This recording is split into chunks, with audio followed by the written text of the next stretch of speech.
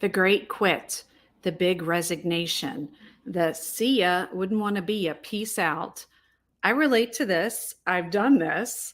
What can we do to keep it from happening again or from continuing to happen? And what can we do as working folk to keep ourselves from having to get into that situation? Let's talk about it.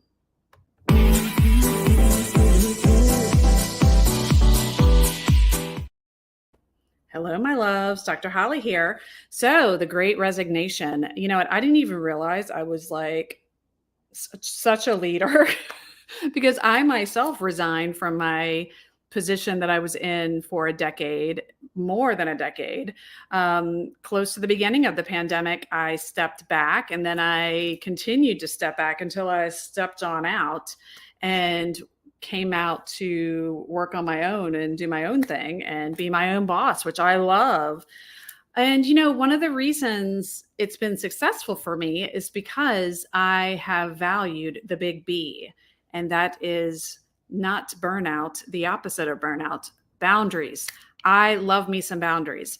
I'm a boundaries girl. I wasn't always. When I was a resident in training, both in, for those who don't know, I trained in pediatrics and then went on to train in psychiatry. I didn't have very good boundaries.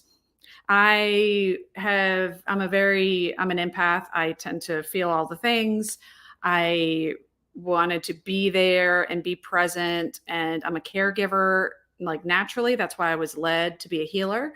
And as a healer, as one who has that essence and that energy, I just wanted to give all the time. And I just was having all the Judgy McJudgerson feelings about people who didn't give all the time. And it really kind of took, I was trained by analysts and of course, they're all analyzing me, and probably still. And I was in training analysis even. So I kind of recognized some of my lack of boundaries and some of my inability to kind of keep myself contained. And I mean that in a loving way to myself and to anyone who's like that. And I actually sought out a mentor who is an expert in dialectical behavior therapy, and worked with him for the latter part of my residency training. And then really after that, I've still consulted with him as I've gone along the way. I went on to get training in dialectical behavior therapy myself. And that led me to the path of mindfulness, which I'd already known and practiced since my teenage years, but onto more of an integrative path and where I am now with all of you. So boundaries, let's get back to the topic. I have found that I was just consulting with a younger psychiatrist earlier this week. And this person was asking me, well, what do you do with this type of patient? What do you do with this type of patient? And shared with me that when this person entered their practice after training, they entered into an office structure with a well-meaning older physician. And, this might be a generational difference too, because some of these older docs, maybe they're used to having the wife at home doing all the things. And so all they had to do is their patients. I'm thinking of my dad too, for a time until he burned out.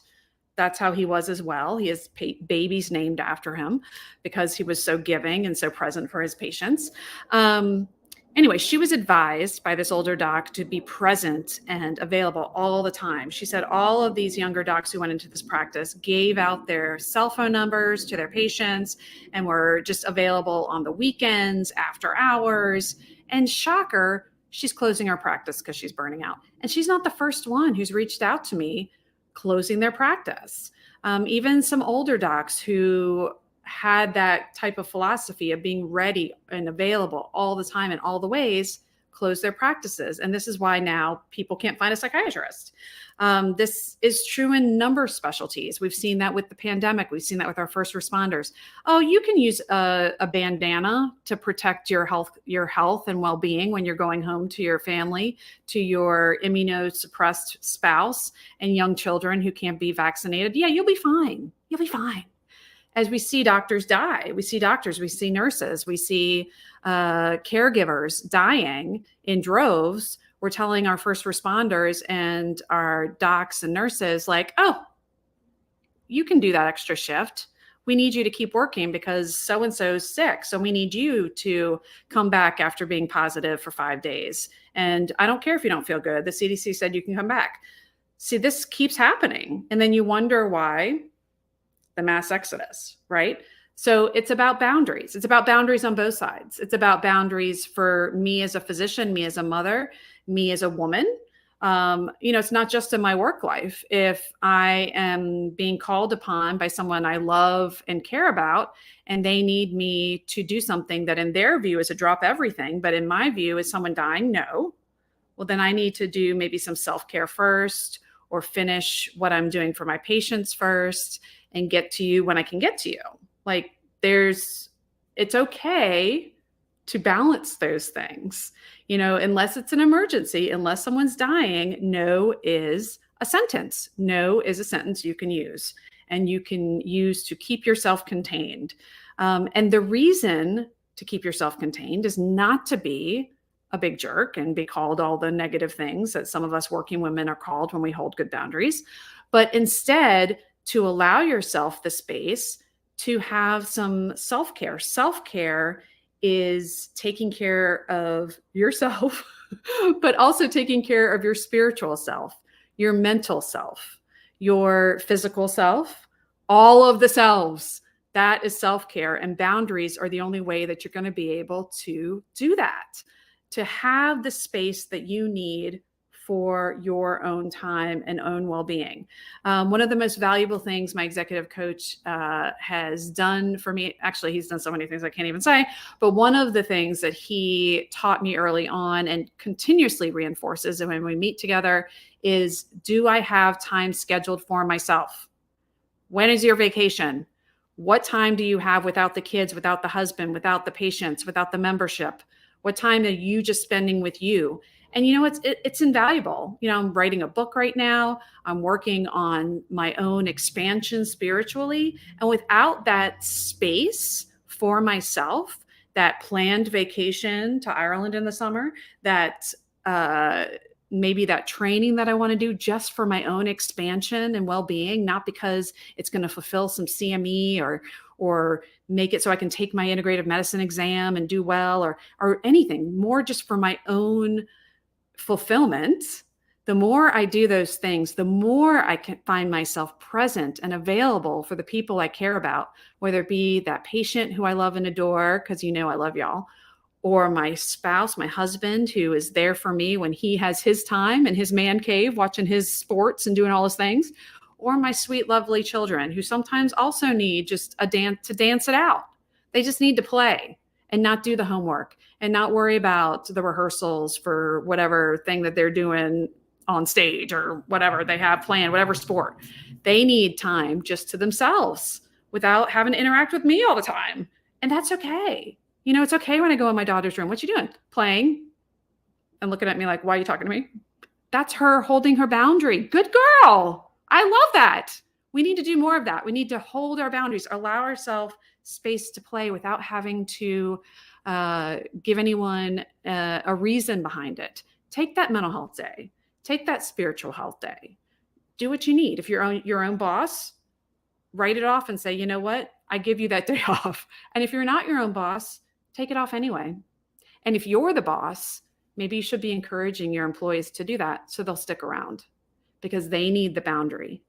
And as we've gone into this space of virtual working and virtual space, the boundaries have gotten blurred, but they need to be stronger. We need to have our employees or ourselves working at set times and then turning off the clock when they're done and spending that time with their family, spending that time with those loved ones. Now that we know how valuable those relationships are, because we've lost some of them in the past year, spending that time with themselves, away from the kids when they're at school, away from their spouse when they're at work, away from their cat if the cat is annoying them, whatever it may be, so that they can then be rejuvenated spiritually, emotionally, psychologically, physically, all the ease to come back and be amazing and present for whomever they're working for, whomever they're working with. I myself, my husband, who I love and adore, got COVID from work, and he brought it home to our family. And we've all been triple vaccinated, and the kids had already been vaccinated, thank goodness. So it was a pretty mild situation. I didn't have great boundaries though. I was taking care of my spouse because I was negative. I was like, oh, this vaccination works. And then I was taking care of my son who had luckily been vaccinated, but was probably the most symptomatic. Of course, worrying because I'm an Irish mother and that's what we do best. And then the day before my kids were supposed to go back to school, my daughter tested positive and I did. And I was like, okay, well, I got to take care of her now. I'm worried about her. And I kept going. I had patients who had been waiting to see me because of the holidays. So I still did the evaluations. I just did it from my living room to not expose folks in my office. Shocker, I didn't get better right away. I had mild symptoms. I have asthma and I had a little bit of a cough, but nothing terrible. But I still didn't get better. I started having like GI bug and kind of the effects of Omicron. Still didn't get better. Exhausted, kept going, still didn't get better. You know what it took to get better?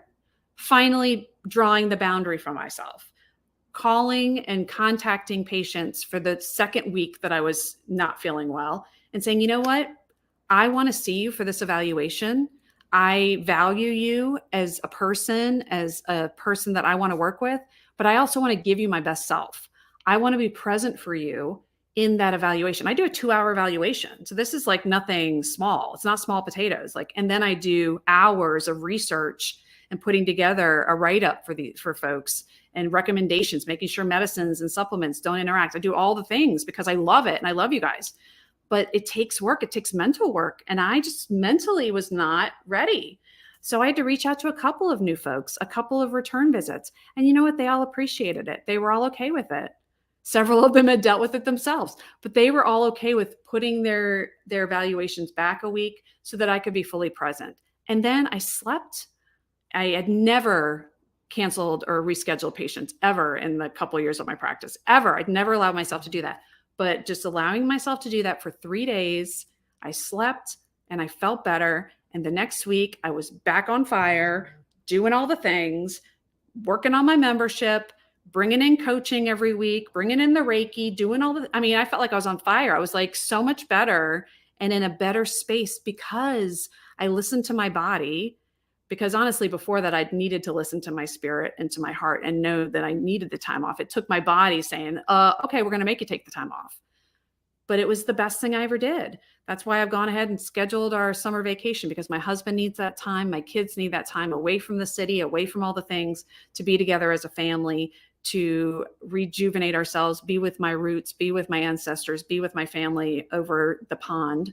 And I'm going to come back even better for it. So I'm looking forward to it. I hope you guys are thinking about how you can draw your boundaries, what you can do for your own self-care. Please share with me any ideas in case there's ones I haven't thought of. And know I love you, know I adore you. If you are interested in any of the things I'm talking about or just need some support around these things, please reach out. I do have a new membership that includes coaching. So if you don't want one-on-one services even and just want some coaching every week and availability with that, that's available at a very low entry cost point. Or if you just want to stay in touch, follow me on social media, reach out on my website, darawellnessnola.com. I'm available to speak, to interact, to do all the things. I love you. I adore you. You know that.